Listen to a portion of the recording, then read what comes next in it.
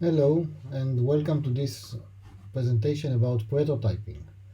Prototyping is a set of techniques, it's not a typo, and I'll cover them later. My name is Shai Mandel, I'm Director of Engineering at Next Insurance. In my previous roles, I was managing R&D and product teams in several companies. The last company was Perion, a Nasdaq traded company where I was a Chief Innovation Officer, and this is where I researched and found these prototyping techniques.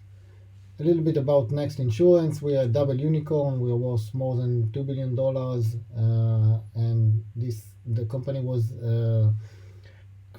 founded by three entrepreneurs who were in the fintech market and already did one exit and looked for their next adventure. They saw the small business insurance market as a huge market worth 140 billion per year, and this market is very old and is very ready for disruption, and this is what they said they will do. Along the 4.5 years that the company exists, we doubled our revenues every year and grew very quickly.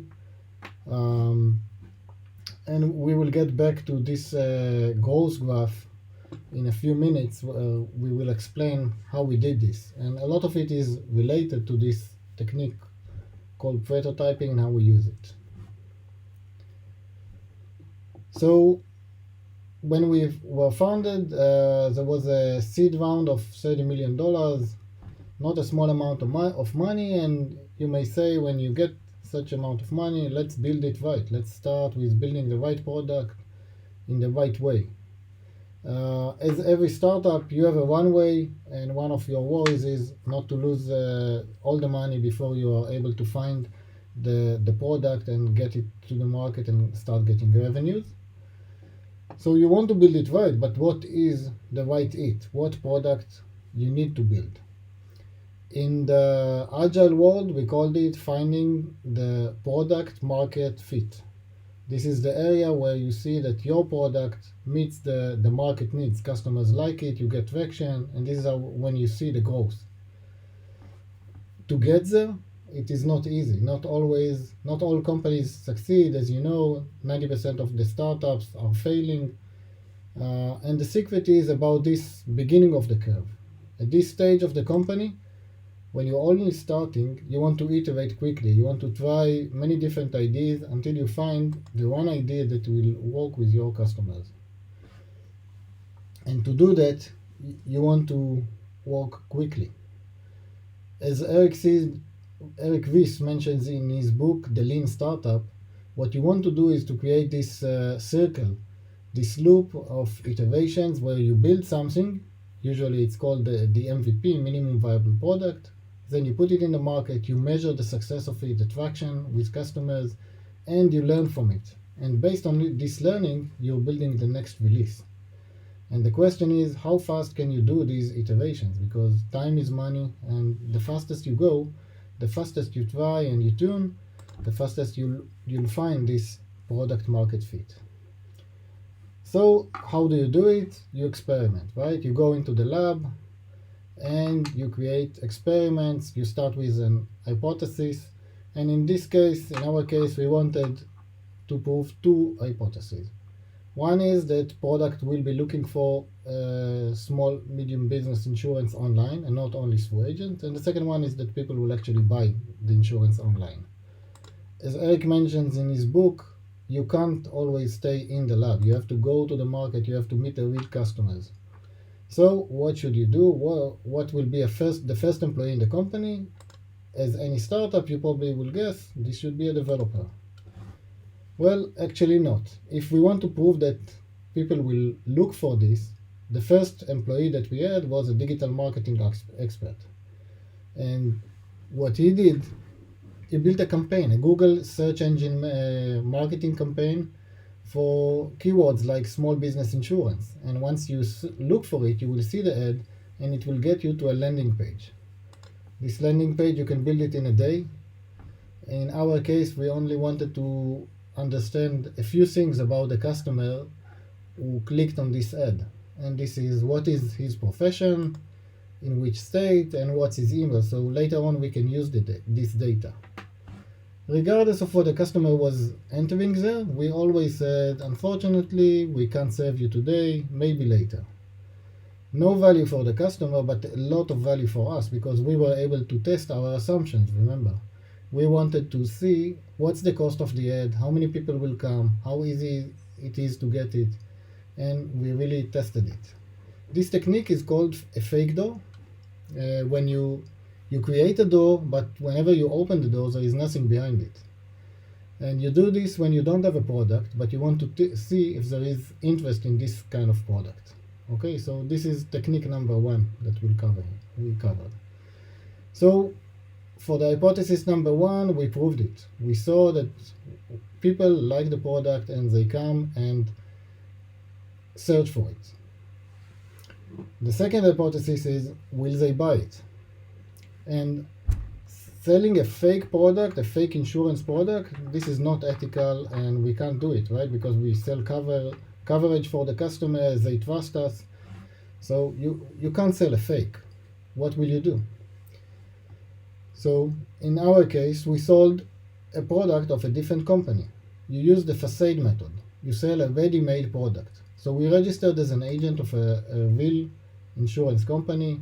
We did all the selling part on our side, on our website, and the policy was a real policy, but not our policy. It was a policy of a company that already existed. So that's technique number two. If you come to think about it, Zappos, when they started, they did a very similar thing. Zappos is one of the largest shoe online stores. And when they started, they didn't have any inventory. What they did is they built a website and they wanted to prove the hypothesis that people will buy shoes online. At the time, it wasn't very common, and people said, I don't know exactly what will be my shoe size, how will I decide, and so on. And they wanted to prove that they have a process to do it, but they didn't want to invest in the logistics, in the warehouses, in the inventory, and so on. What did they do? They put a website and all the services, and whenever you bought a shoe, they went to a shoe store, bought the shoe for you, and sent it over by mail. So they didn't need a real product, they didn't need a real operations, and they could prove their hypothesis this way. So you use the facade when you want to test the level of interest in a product or a service that you don't yet provide, but you can find it in the market. As we grew, we had another hypothesis that we wanted to prove. Now that we have more than 100,000 customers, we want to see that they can serve themselves over the web, online, like we do everything online. But there is a question here. The terminology in the business domain of insurance is very complex. There are odd words, and we didn't know if people will understand it and will be able to serve themselves. So we did a test. In this example, you have an insurance policy, and one of your partners may ask for a certificate. They want to see that you have this, and they want to request some changes on your policy. For example, adding them as someone who can be additional insured on this policy. What did we do? On our portal, there is a way to see the certificate of our customers, and we added the button called request changes. So their partners can click on it and request for some changes on the policy. So we built the form, very easy, and with a lot of words, and we try to do our best to explain this complex language and give the customers a way to fill it and to send the request. The problem is there is a lot to do behind the scenes to generate and respond to these requests. Instead of developing all these processes, we simply created a Zendesk ticket and we handed it to our phenomenal A-team, our agents in-house that were able to do this. And they did it on their computers manually and made sure that the certificate will have all the changes requested by the customer. In this case, we didn't want to invest in the development. And in many cases, this is what you want to do, because sometimes these processes can be very complex. You want to use machine learning, you want to do some automation, some validation, and so on. It's not easy to develop all this. So this technique is called mechanical Turk. The term comes from a machine that was invented in the 18th century called a mechanical Turk. It was a chess playing machine. And it was a hoax. It wasn't a real machine. It was there was a man behind the scenes that was playing this chessboard.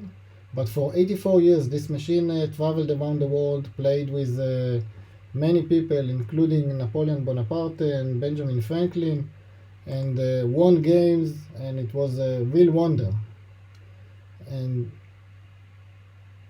when you opened the door, you didn't see the person because it was hiding there. It was a very special magic.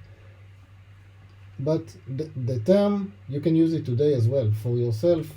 You don't need to use the IBM machine that is playing chess. You can just put a person behind the scene, and you do it every time that you want to test that people are interested in using one of your soon-to-be automated services. By the way, Amazon has a service for that, so you can really send these kind of tasks to many people around the world that are getting paid to do these small kind of tasks. So we covered 3 prototyping techniques. One was the fake door, when you don't even have a product, you want to test the need for this product, and you want to invest as little as possible. The second one was the facade, when you see that there is a demand and now you want to see if people are buying the product, and you sell a product that is similar enough or is the same but from a different company. And the third one is a mechanical Turk, when you want to test that people are interested in automated process without automating it first. All of these, most of them can be done in a few days of work, much less than a week or two, and it enables you to validate bold ideas that you have, instead of investing a lot of time and money in developing a product or even developing a prototype. So this is a prototype. This is even before the prototype. The term prototyping was coined by Alberto Savoia. There are 11 prototyping techniques. He also created the prototyping manifesto, similar to the Agile manifesto. And I think these are very useful to test your ideas in the market. All these resources are available and also a bonus technique are available on my Medium page. You can click here this QR code and use it. Thank you so again, prototyping is a very short technique, very simple one, much simpler than prototyping. And this is not a typo, this is a new name that you should use in order to make sure that you build the right it before you build it right.